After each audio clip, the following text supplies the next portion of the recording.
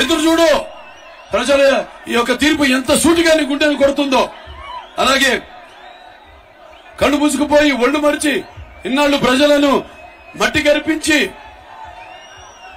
మరి చేసిన దుర్మార్గపు పాలనకు ప్రజలంతా ఏకమై నిర్దిష్టాన దీక్షతో నిన్ను మట్టిలో పాతిపెట్టి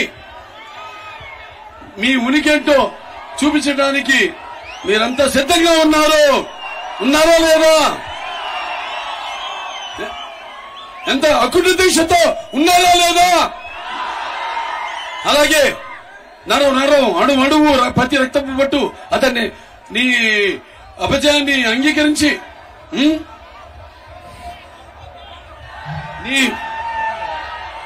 నీకు సమాధానం చెప్పే రోజు దగ్గరలో ఉంది. కాబట్టి మీరందరూ గుర్తుపెట్టుకోండి. ఇవాళ మన తెలుగుదేశం పార్టీ అధికారంలో ఉన్నప్పుడు రాయలసీమను రాయలసీమగా చేసింది. తెలుగుదేశం అధికారంలో ఉన్నప్పుడు మరి వీళ్ళు చేసిందేంటి? ఈ రాయలసీమను నెత్తురు మరకలుగా చేసింది వైకాపా ప్రభుత్వం. అలాగే తెలుగుదేశం పార్టీ అధికారంలో ఉన్నప్పుడు మరి పగల సెగలను చల్లార్చి శాంతికి నికేతనంగా చేసింది అదే వైకాపా వాళ్ళేమో ఈ యొక్క కత్తుల మొనలపై రక్తం చిందించింది. అలాగే తెలుగుదేశం పార్టీ అధికారంలో ఉన్నప్పుడు కాలువల్లో కృష్ణమ్మను ప్రవహింపజేసి బీటలు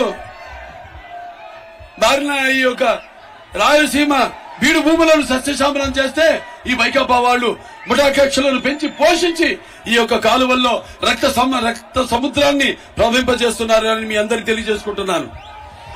ఇవాళ నాన్నగారు మరి ఇప్పుడు ఆయన ఇవాళ ఇక్కడ ముస్లిం సోదరిమణులు ఉన్నారు, తమ్ముళ్ళు ఉన్నారు. ఆనాడు మా నాన్నగారు ఎన్నో సంస్కరణలు తీసుకొచ్చారు ముస్లిం సోదరిమణుల యొక్క అభ్యున్నతి కోసం. గుర్తుపెట్టుకోండి, ఆనాడు 50% సబ్సిడీతో మరియు 2 లక్షల రూపాయల రుణాలు ఆనాడు ఎంతమంది 45,244 మందికి ఆనాడు ఇవ్వడం జరిగింది. అలాగే రాష్ట్ర నూర్ భాషా ఫెడరేషన్ ని స్థాపించి దానికి 50 కోట్ల రూపాయలు ఇవ్వడం జరిగింది. అంటే చంద్రబాబు నాయుడు గారు స్థాపించారు. ఆ తర్వాత నాన్నగారు ఈ యొక్క నిరుపేద ముస్లింలలో ఈ విద్యా వ్యాప్తి కోసమని ఆనాడు మరి ఉర్దూ ఇంగ్లీష్ మీడియం జూనియర్ కళాశాలలు అయితేనేమి, గురుకుల పాఠశాలలు అయితేనేమి, ఐఐటి అయితేనేమి, పాలిటెక్నిక్ కాలేజీలు అయితేనేమి ఇవన్నీ ప్రారంభించారు. అలాగే ముస్లిం నిరుపేద విద్యార్థులు విదేశాల్లో చదువుకోవడం కొనసాగించడానికి వాళ్ళకి 10 లక్షల రూపాయల ఆర్థిక సహాయం అందించడం జరిగింది. అలాగే మరి ఈ యొక్క pre matric post matric scholarship వాళ్ళందరూ కూడా అది అందించడం జరిగింది వాళ్ళందరూ కూడా. అలాగే మన ఇమాంలు మౌజంలకి వాళ్ళకి 5 మౌజంలకి ఇమాంలకి మౌజంలకి వాళ్ళకి 5,000 రూపాయల చొప్పున 3,000 రూపాయల చొప్పున ప్రతి నెల కూడా ఖచ్చితంగా ఆ యొక్క గౌరవ వేతనం ఇవ్వడం జరిగింది. అలాగే ఎటువంటి షరతులు లేకుండా మరి ఈ యొక్క వివాహానికి నిరుపేద ఈ యొక్క ముస్లిం యువతుల వివాహానికి 50,000 రూపాయలు అంటే సుమారుగా 30,850 మంది మహిళలకి యువతలకి వాళ్ళకి పెళ్లి కానుక ఇవ్వడం జరిగింది. అలాగే 11 లక్షల మంది వైట్ కార్డు హోల్డర్స్ కి రంజాన్ కానుక ఇవ్వడం జరిగింది.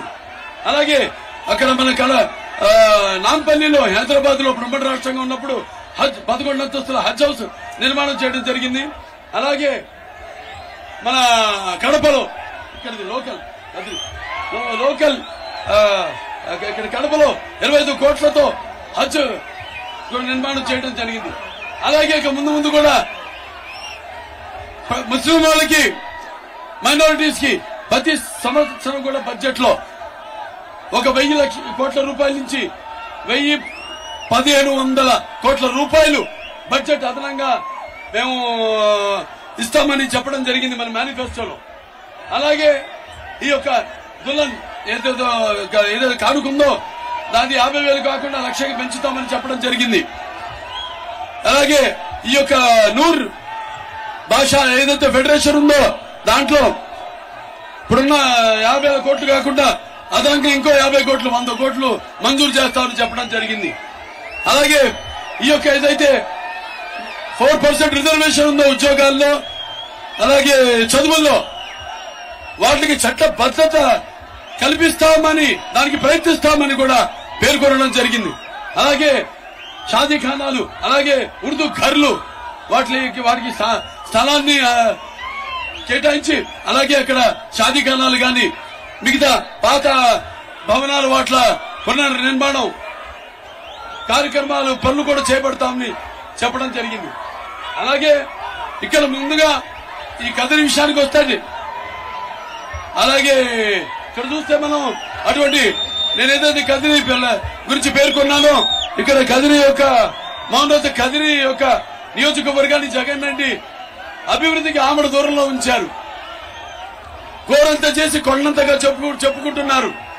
ఇవాళ రేపు తెలుగుదేశం పార్టీ అధికారంలో రాగానే అలాగే తాగునీటి సమస్య ఉత్పన్నం కాకుండా చెర్లపల్లి రిజర్వాయర్ నుంచి ఇక్కడ పట్టణానికి నీరు అందిస్తామని ఈ సభాముఖంగా మీ అందరికీ తెలియజేస్తున్నాను. అలాగే ఈ పట్టణ డ్రైనేజ్ సిస్టమ్ అంటే భూగర్భ డ్రైనేజ్ వ్యవస్థను మేము తీసుకొస్తామని చెప్తున్నాం. అలాగే ట్రాఫిక్ సమస్య లేకుండా ఇక్కడ పాలిటెక్నిక్ కాలేజ్ నుంచి రాయచోటి ఏదైతే రహదారి ఉందో దాని మీదుగా కౌలేపల్లి గేట్ జాతీయ రహదారికి అనుసంధానం చేస్తూ ఈ యొక్క కదిరి రింగ్ రోడ్ ని పూర్తి చేస్తాము అని మీకు తెలియజేసుకుంటున్నాను. అలాగే ఎన్పి కుంట అలాగే గాండ్ల పెంట మండలాలకు అందరి ద్వారా మీకు సాగునీరు అందిస్తామని ఈ సభాముఖంగా మీకు తెలియజేస్తున్నాను. అలాగే ఇక్కడ కదిరి పట్టణంలో అసంబద్ధంగా మిగిలిపోయిన ఉర్దూ రెసిడెన్షియల్ స్కూల్ పూర్తి చేస్తాం. పట్టణంలో హిందూ శ్మశాన వాటికకు స్థలం కేటాయిస్తాం. మీరు చూస్తున్నాం ఇంకెన్ని దౌర్జన్యాలు చేస్తున్నారు వైకాపా ప్రభుత్వం చేసిందో ఇంకా వాళ్ళ ఆటలు సాగు. మొన్నటి డాక్టర్ సుధాకర్ ఏమైంది? అతను కోవిడ్ అప్పుడు మాస్క్ అడిగిన వారికి అతన్ని మానసిక క్షోభ పెట్టి మరణానికి కారణమైంది ఈ ప్రభుత్వం. అలాగే జడ్జి రామకృష్ణ గారిని ఆయన కూడా మానసిక వేదనకు గురి చేశారు. అలాగే ప్రభుత్వ విధానాలను ప్రభుత్వ యొక్క వ్యతిరేకతను వాళ్ళు ప్రజలు బయటకు వచ్చి దాన్ని వ్యతిరేకిస్తే పాపం పేద దళితులకు శిరోమండలం చేయించాడు.